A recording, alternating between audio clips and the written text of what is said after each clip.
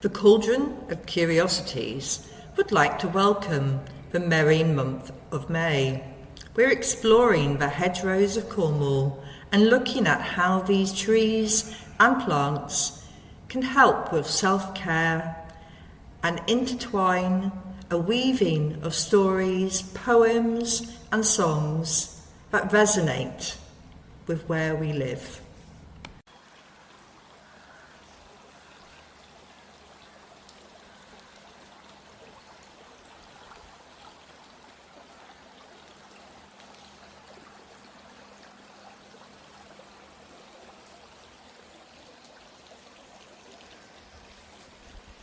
Part of my self-care routine is going on a walk, which is one of the reasons why I did the Hedgerow self-care in the merry month of May, because one, there's so much growing in the hedges in May.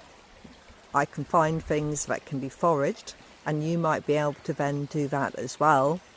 But it's also about finding time to get the peacefulness that the countryside and the back lanes can offer.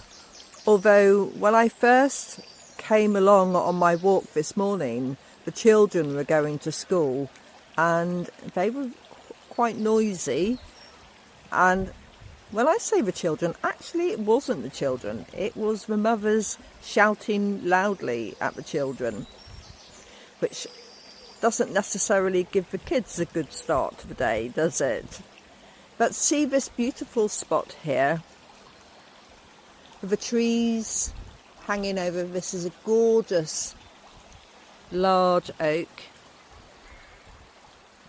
So you're having a mini forest bathe under the oak tree, and there's a sycamore or two or three, and there's a beech.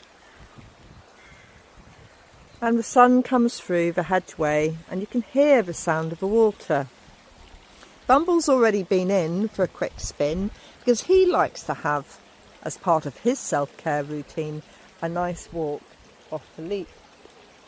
And I've just seen a really large bumblebee, which I don't know if you caught on the camera.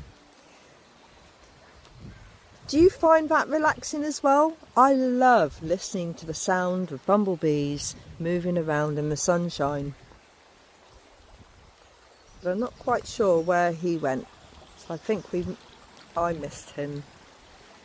There's also the seeds are floating around from the catkins, from the willow trees, trying to find the new place to nestle in and start new life. Spring is full of new life.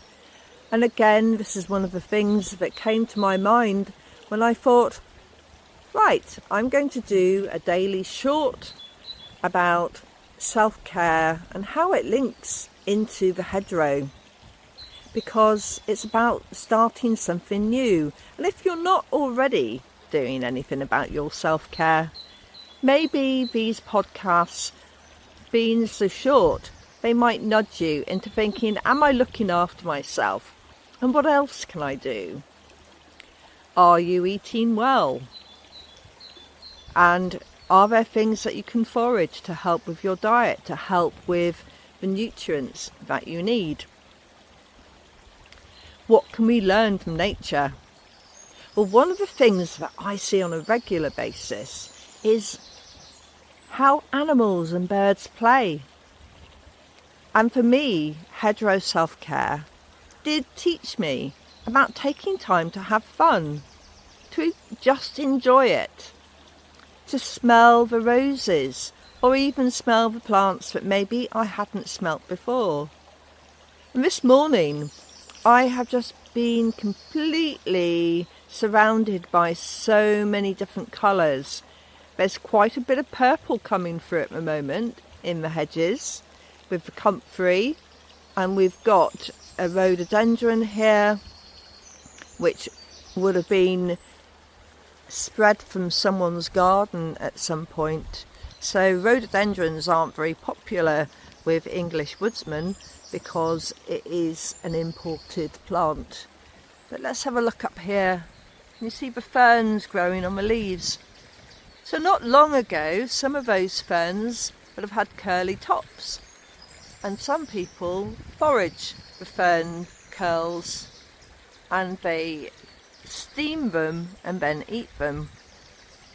So, you know, have a look at that. And apparently people from Asia are more likely to use those. So you would look up in a Chinese medicine book about what properties are in the fern curls. They're like the top of a violin, you know, how it curls around. And it would be interesting to see whether any of you have tried eating those or not. I'm going to allow the music of the birds and the water help you think about what is it that you do each day to help yourself relax, to tap into who you are, to tap into your self-care routine, whether it's journaling or going for a walk like me. I look forward to hearing from you.